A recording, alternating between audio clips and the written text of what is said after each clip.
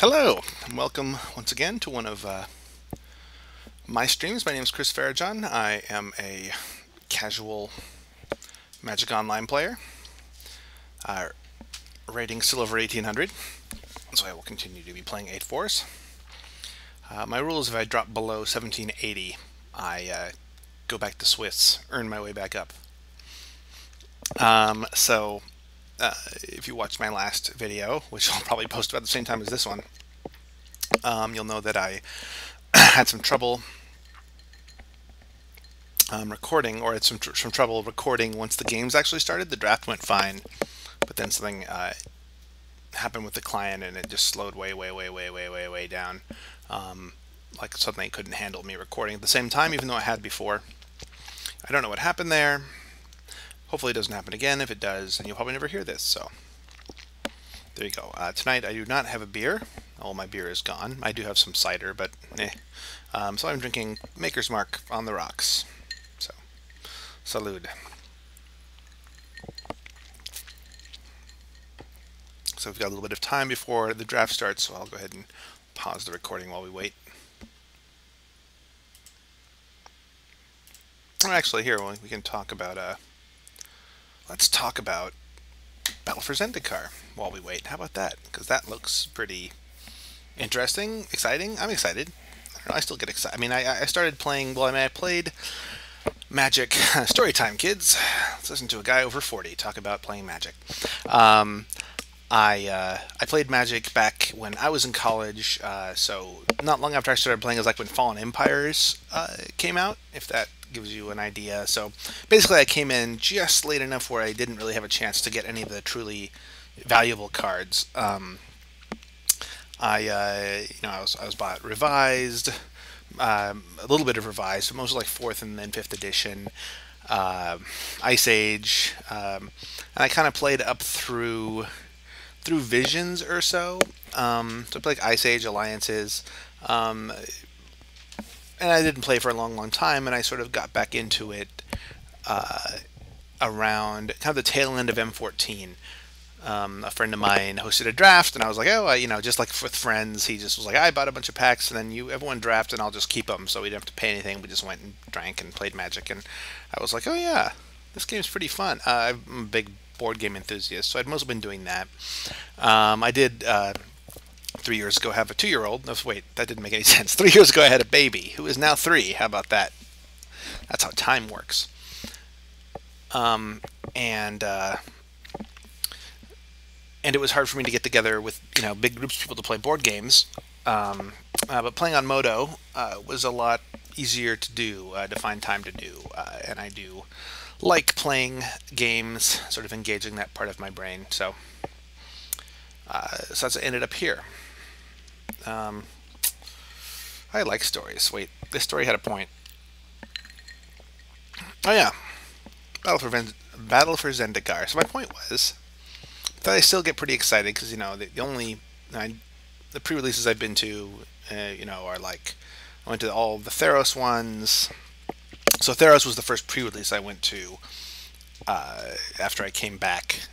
And when I was playing the first time around, pre-releases were just kind of starting to be a thing, but like the midnight pre-release thing, that wasn't happening. So I played in the Theros one and all the ones since then. It's like I noticed I have to stop looking down when I record. So Battle for Zendikar looks pretty cool.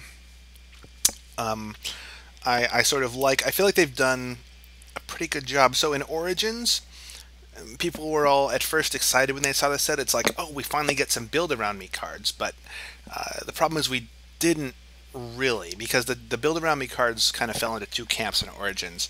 Camp number one was cards that were so good that just anyone in that color wanted them. Like, Gearper Gearcrafter wasn't gonna go very far. It's just a good card for any red deck. So, it's not like if you were playing in, saying Artifact Specialist, you were gonna get it, wheeling to you or something like that. Or there were cards that just weren't good enough, like, the Gearper Aether Grid, which is the tap 2 artifacts that did 2 damage to a creature or player. But that was just, I don't think I've ever seen that card played. I think I saw someone do it on a stream once, kind of as a challenge. They got it early and they kind of went all in on it, and they might have 2-1'd. I don't remember. I mean, even really working to get all in, and they did have a fair number of artifacts, and it still wasn't really a thing. So that was the problem, is either the cards were too good in any deck, or they weren't even good in the deck that wanted them. So I feel like in Battle for Zendikar, they've done a better job of this. For example, a lot of the black and white life gain stuff, I think, is going to be interesting. Life gain on its own is pretty much never good, but incidental life gain can be nice.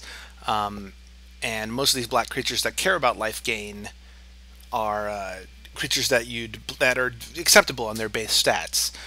So the idea is, you get these creatures that are acceptable on their base stats. If someone doesn't have life gain, they probably aren't picking them early. You're probably, getting them late and on the wheel. And again, the cards with incidental life gain, kind of similarly, if you prioritize them just a little bit higher than everybody else, you're going to get them. And I think there's enough synergy there, for example, to make that deck work. Anyway, draft is starting, so we'll put aside thoughts of Battle for Zendikar for now and return to Origins for one of the last times.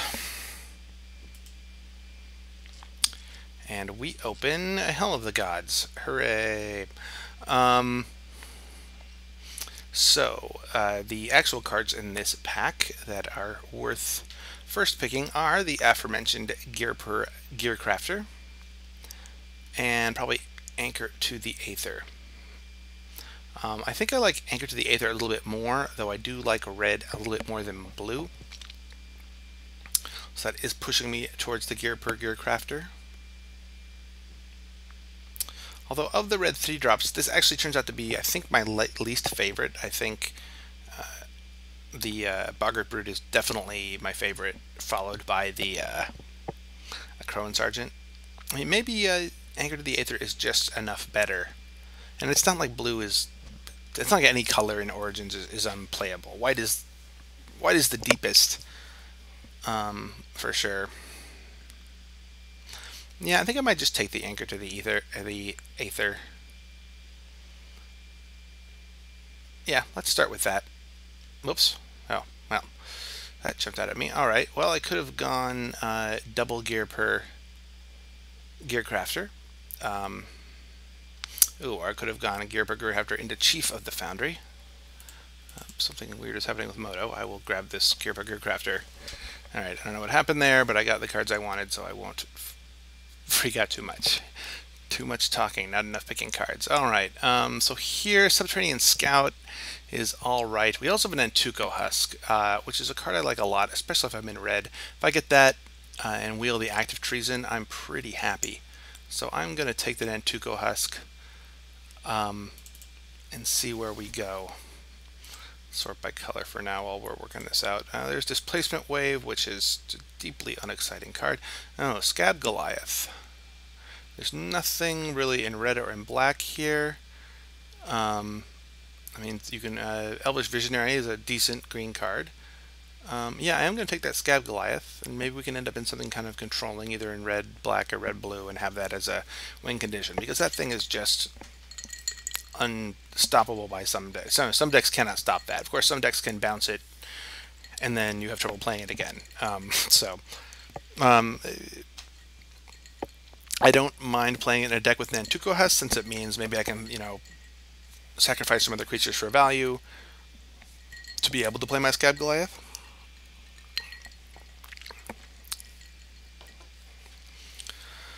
And of course now we see no blue at all. Oh, I guess we have red, blue. So we could take the Reclusive Artificer, which is not a card I'm totally in love with. It's probably the weakest of the sort of payoff multicolor cards. Blazing Hellhound, the other one, and their hand is quite strong. Although I could just take the Shadows of the Past. That is turned out to be a pretty good card. It doesn't push me away from blue so hard. I know I talked about going into that red-black archetype, but I haven't seen much more from that. I feel like I'd kind of be forcing it. Yeah, I'm going to take the Shadows. We'll see if I regret it. I may. I don't yet because I don't see any blue and just a bad red card. A couple decent white cards here all of a sudden, which is a little odd, although not great. I mean, the white is so deep that there could easily have been two good, better white cards than this in the pack that were just taken. So I'm not going to read too much into that yet. I'm just going to take the weight of the underworld, since black is something we're more likely to play.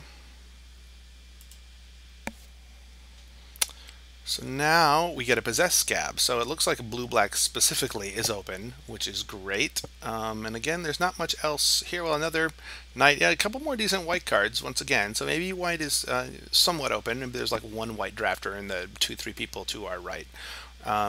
But nothing about these two cards is making me want to veer away from blue-black. So I think we're looking at blue-black right now. Oops, yeah. So here we get not very much. I'll just take the automaton. If in a controlling deck, it's totally fine. Buys you some time. God, there's some white cards that are just not quite enough to make me want to jump in. This was not the pack we opened. It just looks like it because it has a Helm of the Gods. Lucky us.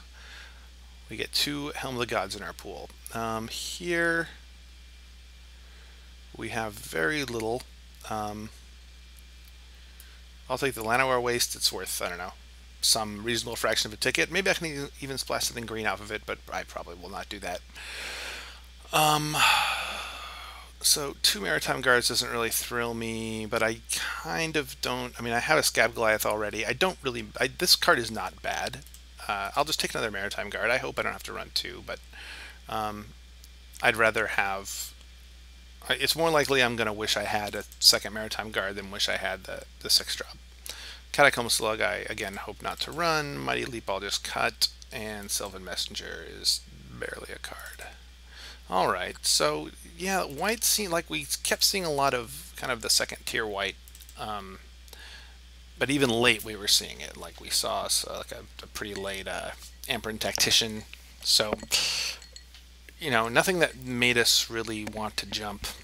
We're off to a pretty decent start though. We have a pretty powerful cards in the Possessed Scab and the Scab Goliath. Mono Scabs is a thing. I'm going to take the Catacomb Slug out for now because I'd rather not run it.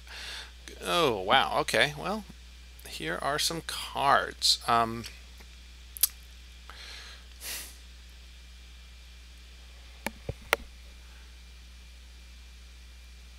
So Kothaped is obviously the most powerful card. It is kind of rough in a controlling deck because, you don't want to drop this to stabilize when you're on like 5 life because it usually means you're just dead. That said, I mean, Towergeist and Watercourser are both perfectly reasonable picks here, but it's hard for me to not just want to take the power level, honestly. I mean, I've had this card do work for me. I think I take it here because it is one of the better finishers I can get still. Just a 6/6 flyer. And honestly, getting to draw cards is not bad. That's okay. What have we got here? So we got another nothing rare. But what we do have, we have a Rune Servitor, which I can certainly take. But what I am going to take is the Fetid Imp. That is a perfect 2-drop for what we're doing here. We just want to get the Kothaped, hopefully with a reasonable life total. So here we could we could grab the Aspiring Aeronaut or a second Guardian Automaton, or I guess Return Centaur kind of goes with the Possessed Scab, but I don't think I want that. I do have an Antuco Husk, which is at least something of an argument for taking the Aeronaut over the Guardian Automaton. I think I will go ahead and do that. Just getting a little bit of evasion. You never know when that will come in handy. Here, a Watercourser is a perfectly good pickup. I feel like black has been too open from this direction, but again, I haven't had a good reason to jump out of it. Oh, well, or perhaps there just wasn't good black in the packs, because here we get a 4th pick Reeve Soul, which is great. Alright, This is coming together. And a disperse. I certainly don't mind having one disperse. Wouldn't mind having a macabre waltz in this deck in the end, probably. It's looking to be grindy, but I think I'd much rather have disperse number 1. Now I'm less excited about disperse number 2. When you play too many disperses, you just spend all your time dispersing things. So here it's between the Eyeblight Assassin and the Read the Bones. I always err on the side of like I just want creatures. I would not mind having a Read the Bones in this deck, but another 3-drop that possibly kills something, like a attacker in the air, a Thopter, I think is just something I want more right now. I wouldn't mind picking up a Read the Bones or the blue draw 2, discard 1, unless you have an artifact. So here, I would have rather had like another 3-drop here, but I will take the Aspiring Aeronaut. Getting a little stacked up on 4.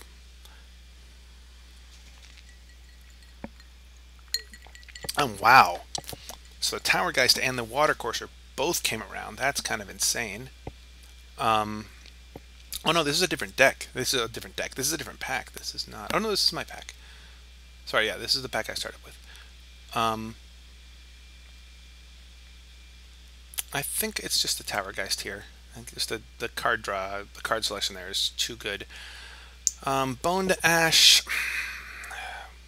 I mean, this is kind of the deck for it, but I just dislike that card a lot. I can take an Evolving Wilds. If I end up some claustrophobias, which I hope to, the mana is somewhat greedy. Here I'll take another Guardian Automaton. This is getting a little ugly on the high side of the mana curve, though. Moonglove I don't really intend to run, but occasionally I will.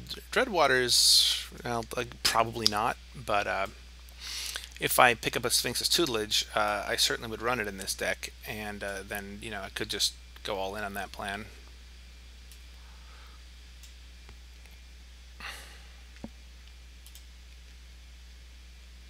And I run the Dreadwaters as well, because I've definitely had that kill me. So I could use like another Fetid Imp or 2. What have we got here? An Unholy Hunger, I think, is very much what I would like in this deck. Hopefully that Artificer's Epiphany Wheels. I would not mind running one of those at all. I do actually already have a fair number of artifacts to not discard, but I don't mind discarding either with a Possessed Scab. So yeah, you're taking the Unholy Hunger.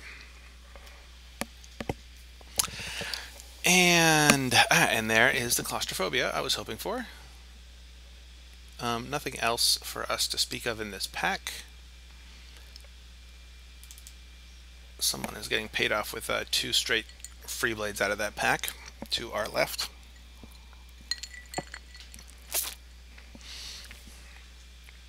Now I will take...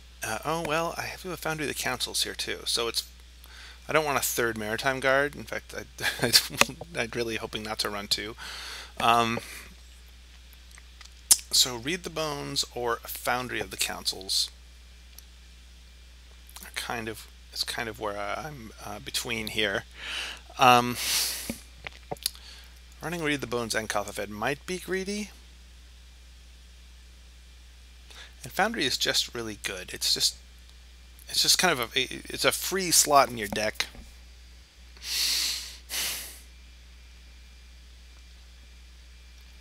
I do have an Evolving Wilds to make the mana better. So yeah, I think I am going to take the Foundry.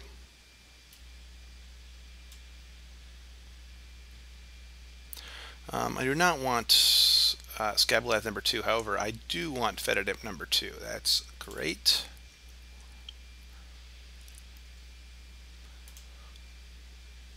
And here, well, there is an Artificer's Epiphany, but I think I'd rather have Deadbridge Shaman.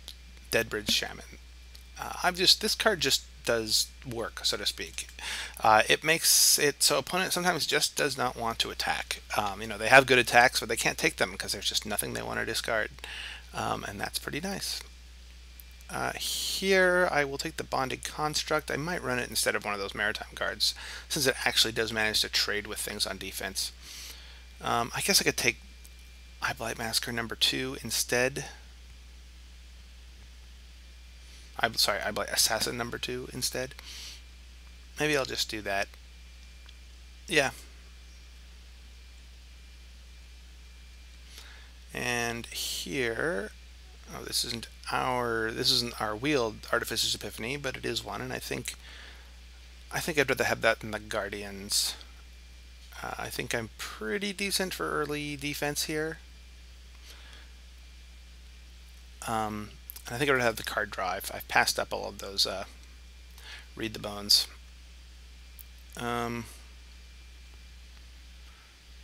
Pyromancer's Goggles is probably worth a little bit, but I don't think very much. Probably negate for the sideboard. I don't see anything else in here really I'm particularly jazzed to run. So here, that's getting to be a lot of 3-mana 2/2s. Could take the Alchemist Vial instead. Just for, card draw. My creature count is already decent. Yeah. I don't know if I'm going to run either of these, to be honest. I'll take the Vial. I could see running it. I could see boarding it in. Here, I'm just going to hate the Grasp. There's nothing here I'm going to run. And Grasp could easily destroy me. Meteorite, I don't think I'm going to run, but I'll take it. Guardian Automaton, I'm probably not going to run 2. I certainly am not going to run 3. More cards I'm not going to run. And more cards I'm not going to run. Alright, so this deck looks pretty decent though. We have 2 good finishers. We have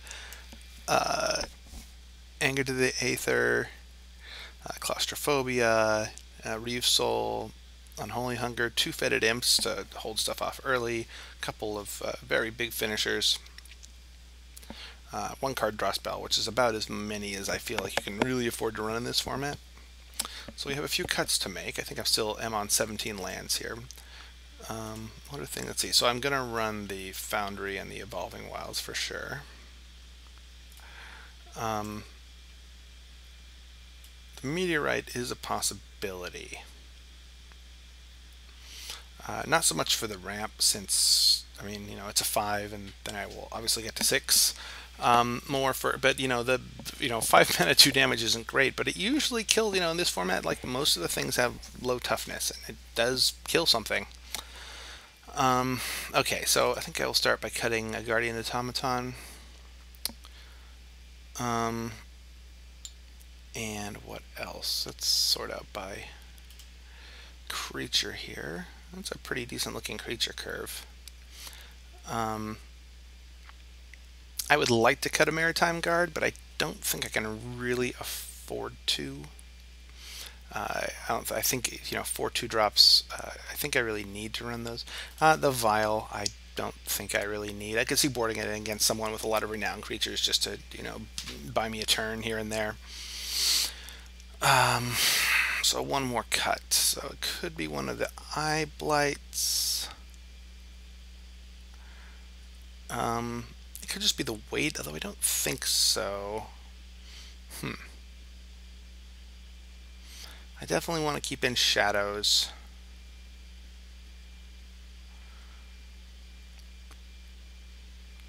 Maybe the Aeronauts just aren't doing much. I mean, they're fine. But I don't have any, I guess I have 1 card that cares about artifacts, but I've got, another one of those. I've got the Automaton.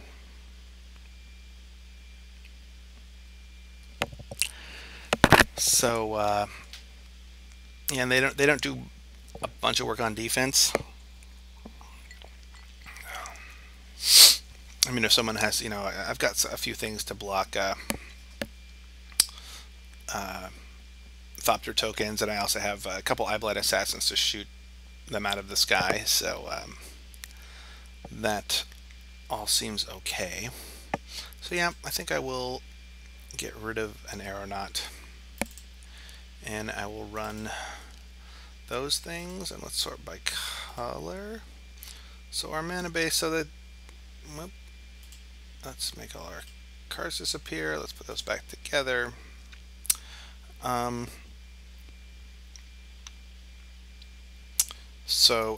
yeah, I'm glad we did pick up the Evolving Wilds to go with our Foundry here. Um, we're probably not going to be able to, casting Claustrophobia on turn 3 consistently will be difficult, but on the other hand, I don't really care. I am much more interested in getting early black mana, I think, than blue, but I think I'm probably just going to go one more black than blue. So what's that, like 7, 8? Yeah, 8, 7 black, which means 9 and 8 sources. So yeah, all right. So blue black controlling ish, Shadows of the Past. Let's see what this can do.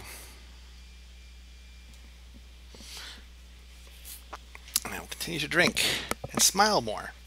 My wife was watching my stream. She said I didn't smile enough. I think because when I'm streaming, I don't see my picture. I don't see, you see somewhere I've decided to put the my face being captured because for some reason I think people want to see my face. Feel free to, let me know in the comments or wherever I post this, probably on Reddit, that you don't want to see my face. I can get rid of it, but I always like seeing streamers' faces. I know I'm not streaming. You can't tell me what's happening in real time, but I have gotten feedback on the ones I posted before, which I definitely appreciate. So I hope people are enjoying them. Anyway, we will play first because this is just a format where you always play first. This is someone Ermagerd. Ha, that's a good name. Says hello. I will always say hello back. I don't usually interact that much on Moto, but if someone's going to say hi, I will return the favor. So one swamp in this hand is pretty darn good. I do get to put down the Maritime Guard for early defense. I think I'm going to keep it. This could be a bad decision. If I draw, 3 or 4 non-lands in a row, I could very easily get run over, but put it this way, say hide the worst card in your hand, and would you keep that 6? So if the Scab Goliath wasn't here, would I keep this 6? I think I would. So, but we will see. Swamp one time. All right, land is acceptable. Swamp would be better.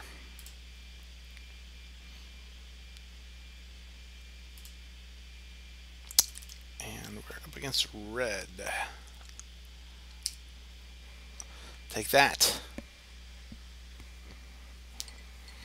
Red, white. Oh, great. All right. And then I was just going to say, I hope I don't see Majoring Bully, because I'm going to feel obligated to block it, but I could easily get blown out here.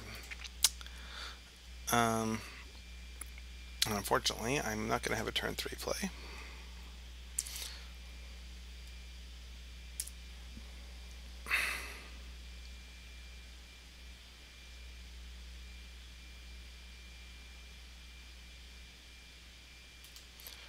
Opponent either is off his land as well, or he is playing his land drops close to the vest.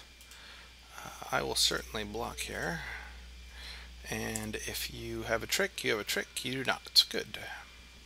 I mean, there wasn't much he was going to have that he wouldn't have just played pre-combat. And Servitor. Alright. Swamp? Swamp. Nice. Okay, so now we're going to play the Deadbridge Shaman because it's, as I was mentioning before, it's just really awkward to swing into because I mean, it might be. Who knows? Maybe he has a hand with a bunch of stuff he doesn't mind discarding. Maybe he has excess lands, but sometimes opponent just is not going to want to swing at it. I will, if he only swings with the Majoring Bully, I will block it with the Deadbridge. I just want to get it off the table, and again, a trick there doesn't blow me out at all. So he swings with both. I'm going to go Deadbridge on the Majoring and Maritime on the Rune Servitor.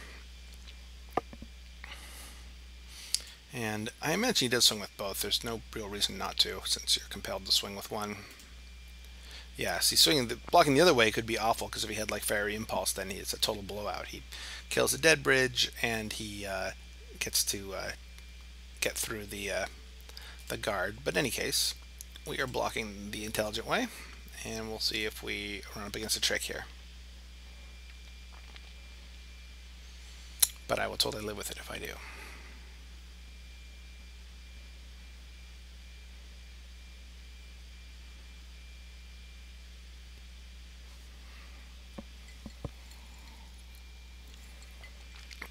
I'm also trying not to mumble as much.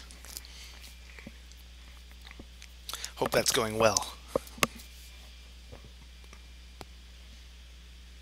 Alright, opponent's in the tank, so I assume he has some kind of trick. Maybe trying to decide whether it's worth it to Titan Strength to save his Maze Ring.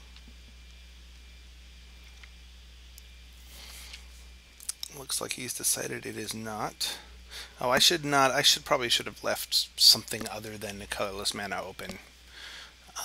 I mean, there's not many tricks I can represent with a 1 blue or 1 red, but a Touch of Moonglove really is the only one. Okay, so we did have a land to throw away.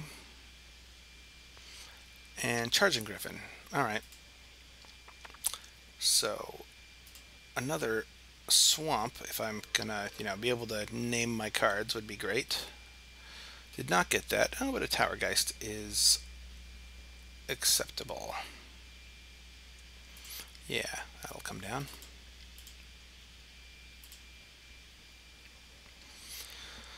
Let's see what we get. Huh. Man, I can't just keep both of those? Yeah, I'm going to keep the Hunger. I mean, yeah, I would like a Swamp. A Swamp would be a great card for me to have, but I have one Unholy Hunger in my deck. I have a lot of Swamps, so Unholy Hunger it is. And hopefully we don't just go, land dead or something like that.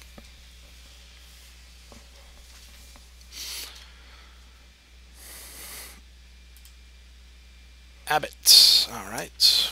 What's he hit here? So the client is slowing down again like it did before. Not nearly as badly. Oh, mighty. Okay, well, on board Mighty Leap. Oh, so he's just gonna play it on the Rune Servitor and get in. Okay, sure. I'm gonna take 7 here. That is a lot, but I think I just have to accept it.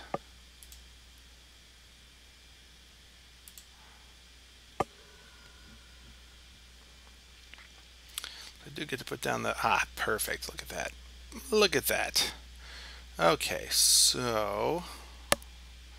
what do we do now? I think we want to kill the Abbot. Hopefully he does not have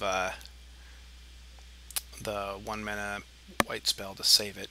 But I also get to put down Fetid Imp, which I cannot activate this turn, but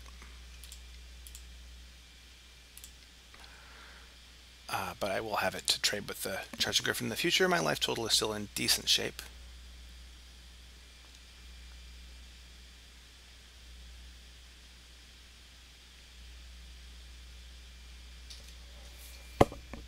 Enshrouding Mist, that was the name of the spell. He did tank before, so that could have been a trick he had up to possibly save his Majoring Bully before. Yep, and he's got it. Okay. Sure.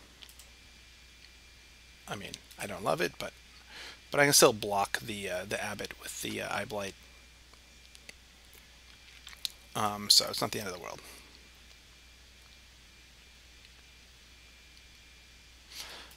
So now we'll put down our Fetid Imp.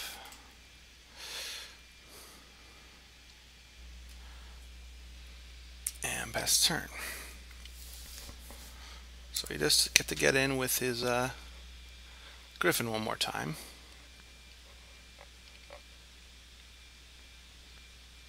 Something big and scary. Tactician. Alright. So he's going to swing with everything. He is.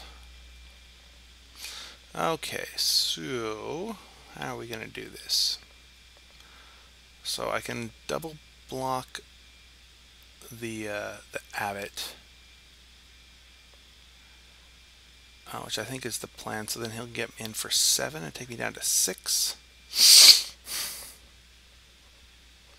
I mean, the other alternative is just chumping. I don't think that's going to get me there. So I think I'm going to have to do it this way and hope that that is good enough. Hopefully the last card in his hand is not a Titan Strength, because that really blows me out here.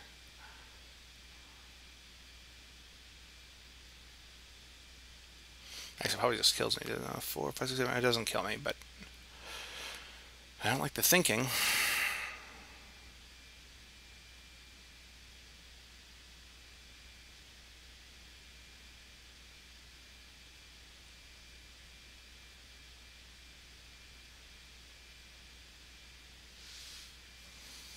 Although if he had Titan, oh man, he had it. Man, that is brutal. Okay, well, don't have a great feeling about this game then.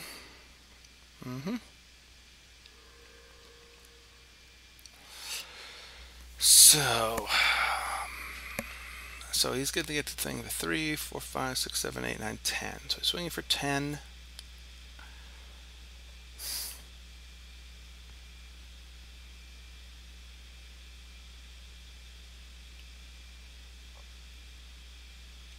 So let's see. So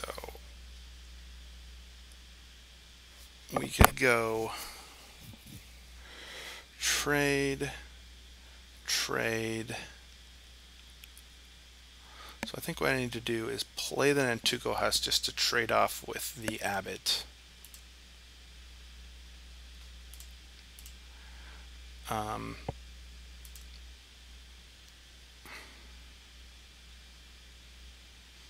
And then the plan is to trade off with the Griffin, the Abbott, and the Servitor, and let the Tactician in for 3. And hope he didn't draw anything.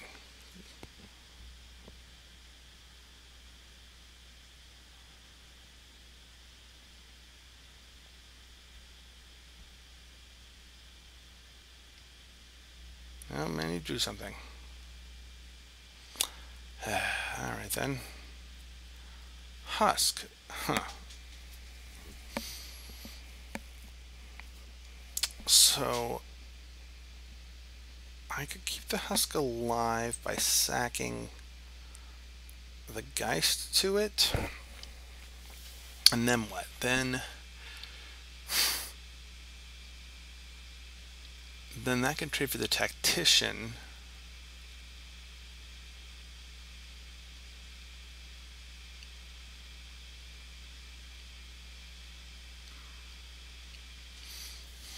Or the Abbott, I suppose.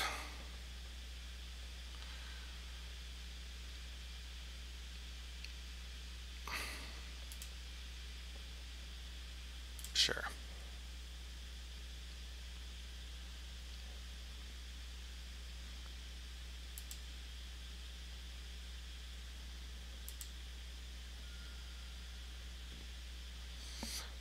Opponent scries to the bottom. Okay.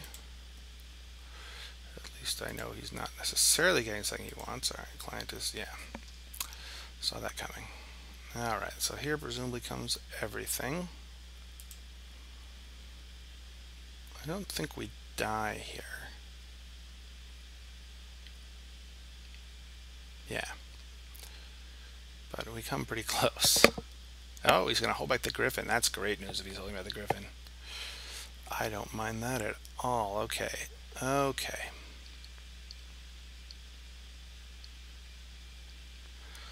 So now...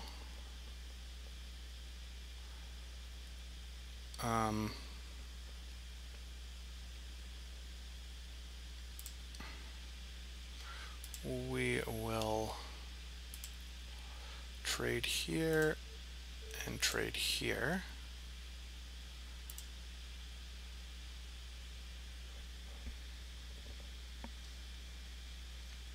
we're going to take 2 and go to 4. We'll be able to kill the Griffin next turn.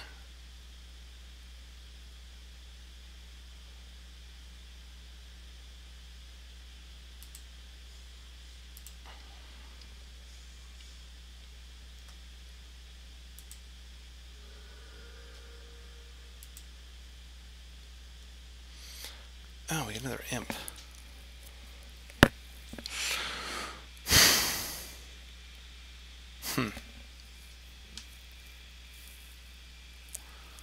So do we play...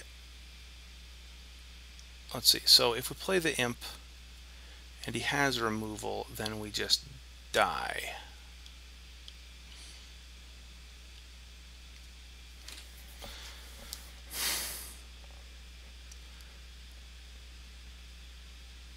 On the other hand, if he decides he needs to hold the Griffin back,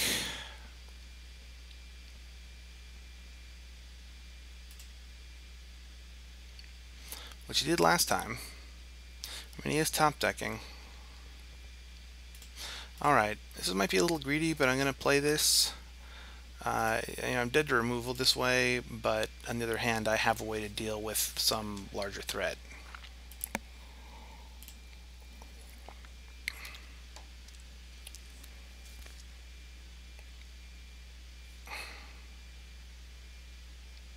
Alright, so he's going to hold back the Griffin again. So I do have to block this.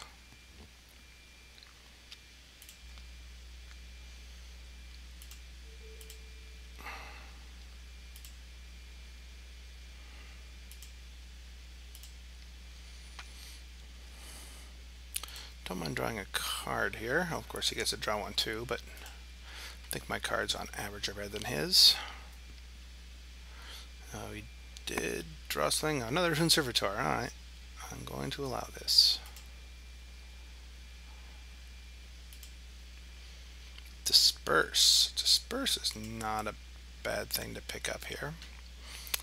Unfortunately, I can't play it and the Unholy Hunger, so we're just going to need to Unholy Hunger the Griffin here. I may as well wait.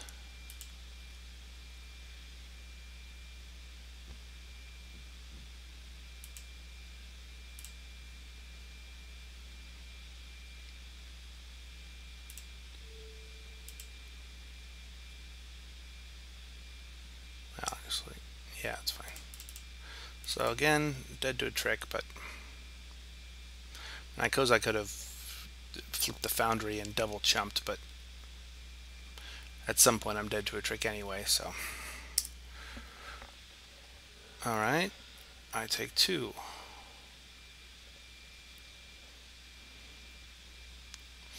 Water Courser, that's not a bad draw. I need to say that's a good draw.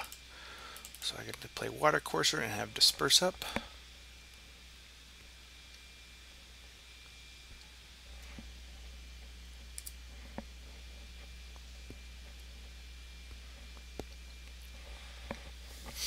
Are we stable?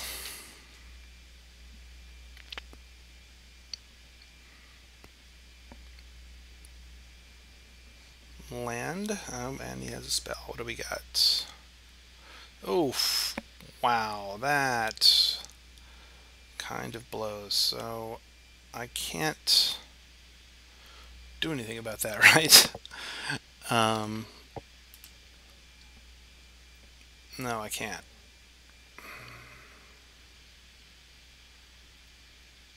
Oh, actually, what I can do is, yeah, so what I need to do is, well, I'll put it back in hand immediately and see if he realizes he can just throw the Rune Servitor at my face. He probably will. Oh, he didn't. Alright.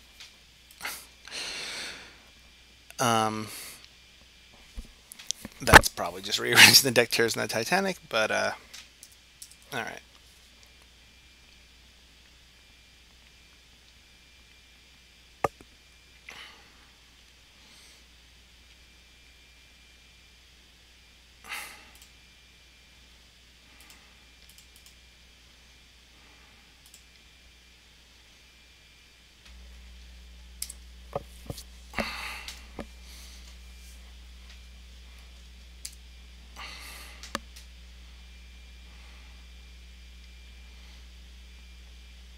So yeah.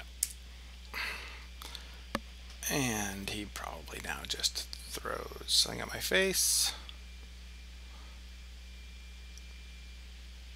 I don't see why you're bothering with this. But alright.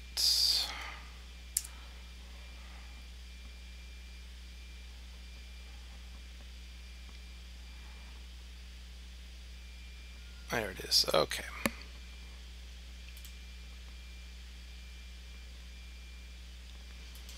Okay. Man, computer's slowing way down again. What do I have that I can...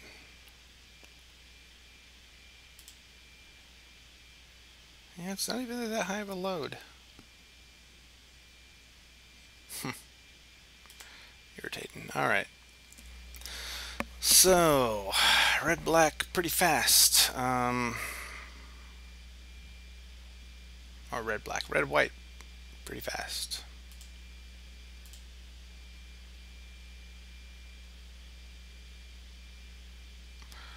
I just take a Kothafit here. I might. He would have been a terrible draw pretty much at any point in that game. Yeah, I think I will.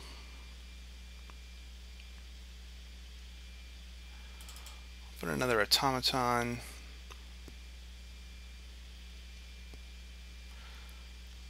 I could also think about Alchemist Vial in place of like the Aspiring Aeronaut, but I don't think I'm going to do that.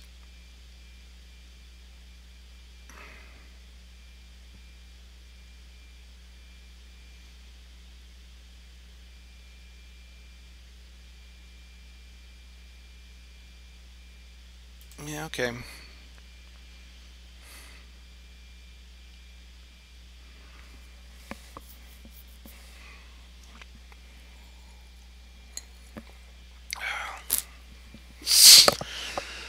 My gird. Okay.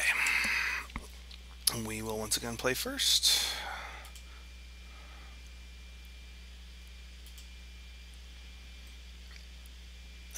Yeah, we're keeping that.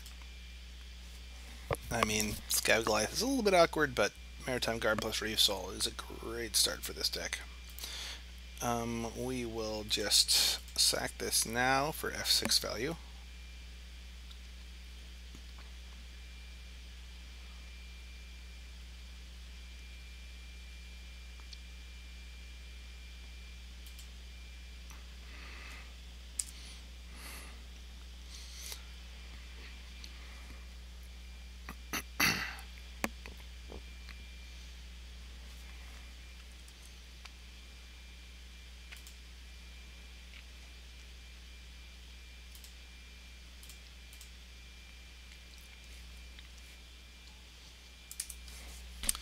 Alright. Okay, looks like he might be off red, which appears he is. Alright, Anchor to the Ether. Not a bad draw either.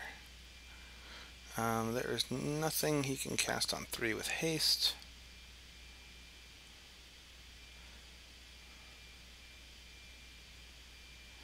And if he wants to Celestial Flare my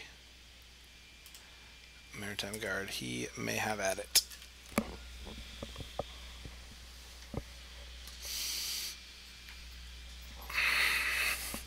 Still off red, it would appear. Avon.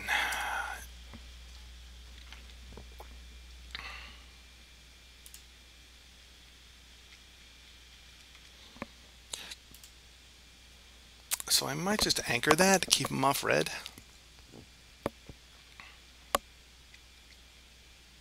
Yeah, I think that's the plan.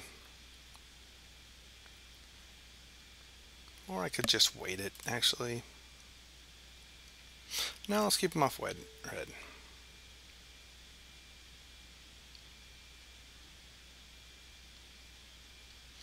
There may be more important things to anchor. Probably not, actually.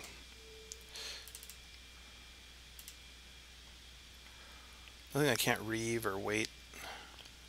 Yeah, we'll keep that on top. That is a spell, which is kind of mostly what I want right now. All right. Get there with Maritime Guard. So I expect we see the same card back.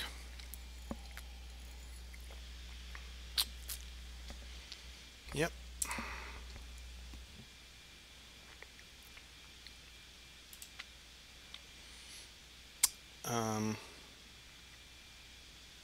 So yeah, we'll just wait that up.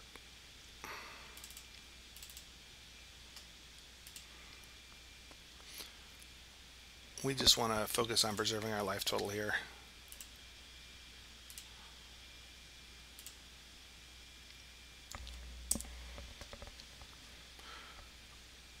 And I feel like I'd rather save the Reeve Soul, all things being equal.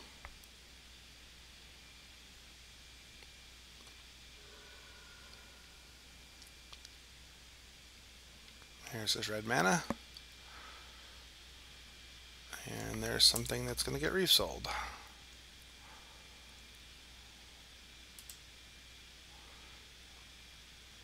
Nicely now, I can play the Reeve Soul.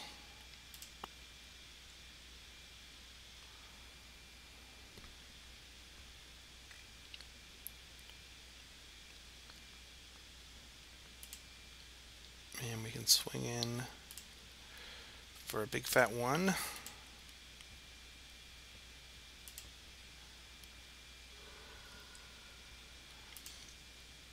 And play what might be the biggest creature that I will need. But we will see.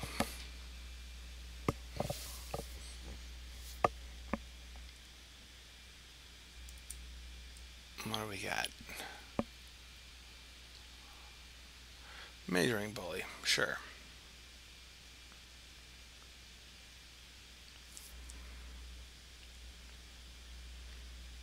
Oh. And Auramancer for no value. Alright. Well, I was thinking of swinging in, but now I believe I will hold. And maybe get to eat the Majoring Bully here. If this is a Grasp, it's going to be a little annoying.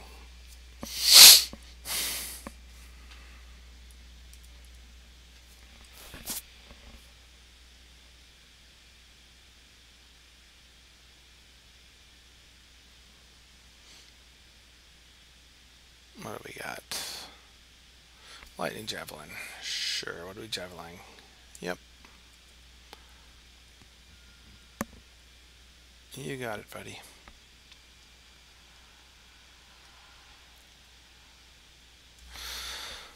So I could just put down the Maritime Guard. I could chump the Maritime Guard here in order to be able to play this Scab Goliath.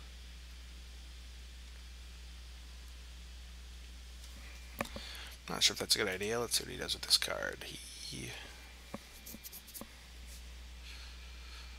Although I didn't see I didn't see anything he had that could deal with the Scab Goliath. But you know, he might have a suppression bonds. He could have a Sentinel.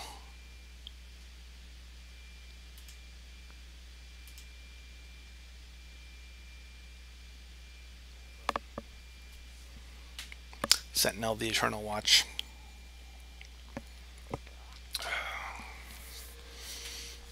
Oh, okay, what did he do with it? He put it... where'd he put it? Come on. Come on. Yeah, I know. So I think I will just block the Auramancer.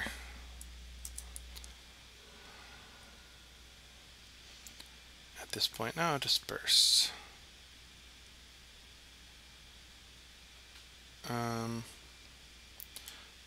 really do much right here.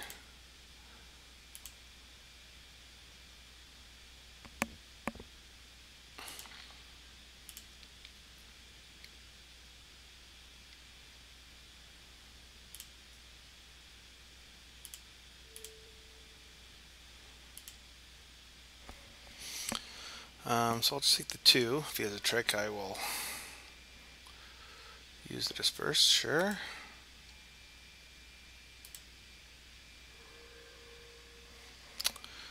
Alright.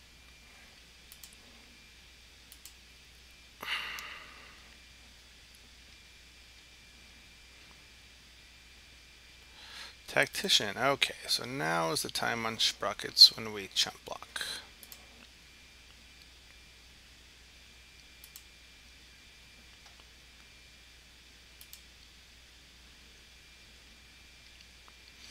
And in fact,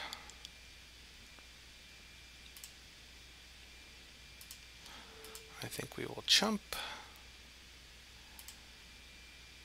And I think we will also disperse here.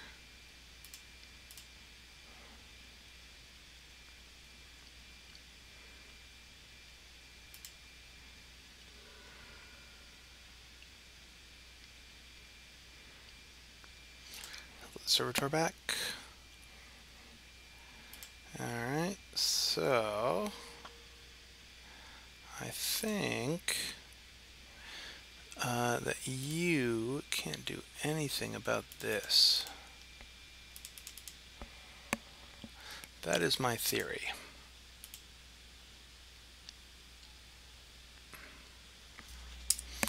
Let's see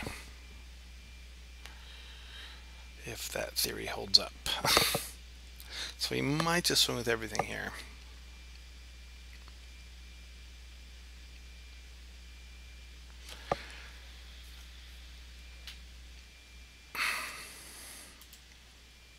Which means I will, yeah, he is going to do that.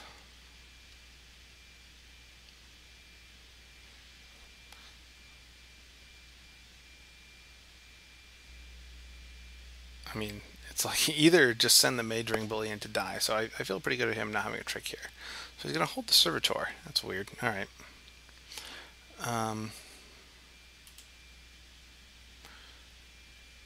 So, what tricks could he have here? He could have, what, double Titan Strength? Maybe he just has a Enshrouding Mist to keep something alive? Yeah, I mean, I'm not going to play around the other two cards in his hand being Titan Strength. That seems insane. Oh, jeez. That's unfortunate. Well, I get to blow up one of them, but...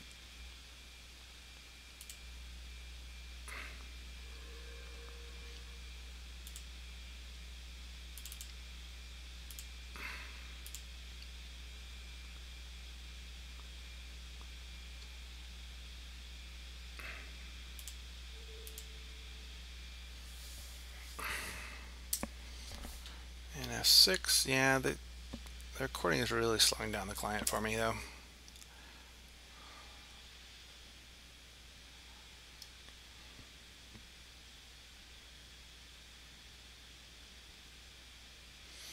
So let's see here. You might throw the Thopter at the Eyeblight Assassin. And does he swing with everything? He might.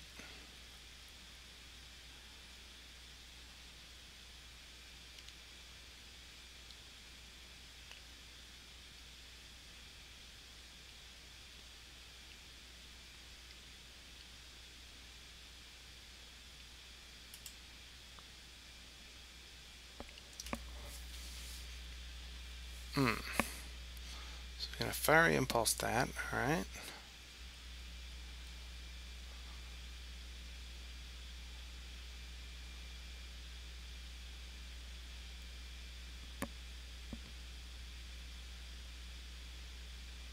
I'll hold back Pia and Kira.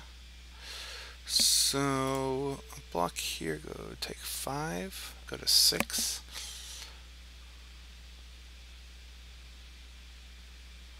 Or I could block the Rune Servitor and take 6. I think I need to do that. She's going to throw it at me now.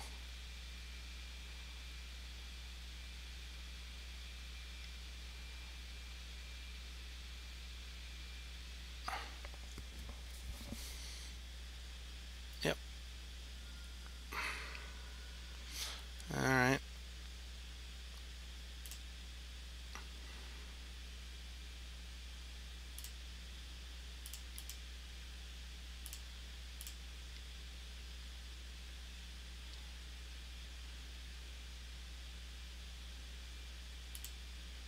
was a couple of good draws, actually.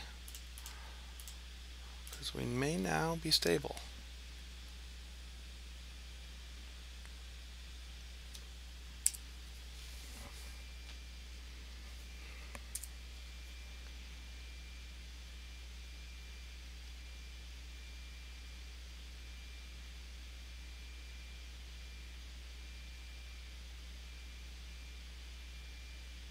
Of course, I'm dead to any artifact. It's kind of a shame.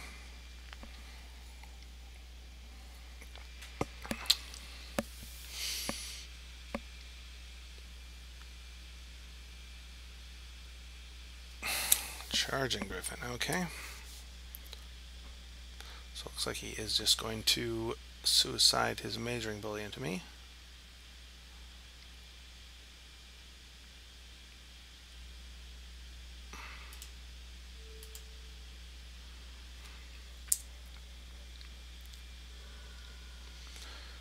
So let's see. Nah, that wasn't good. Alright.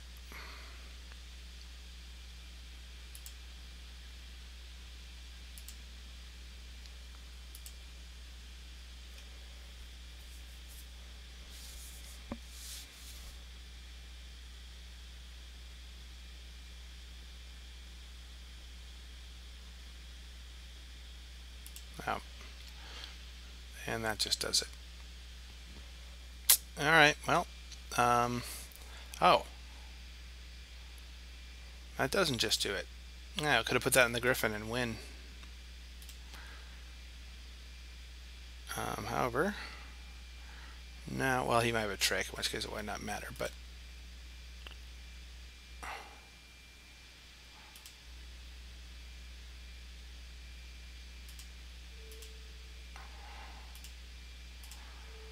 let's see. Any trick wins the game, and it looks like he's got something here. Oh, right, he just throws it at my face. Yeah, of course. Of course. Well, there you go. Liked our deck pretty well, just couldn't quite stabilize against that. It was a pretty strong deck. Pia and Kira is a pretty hard card to deal with. So thanks for watching. See you next time.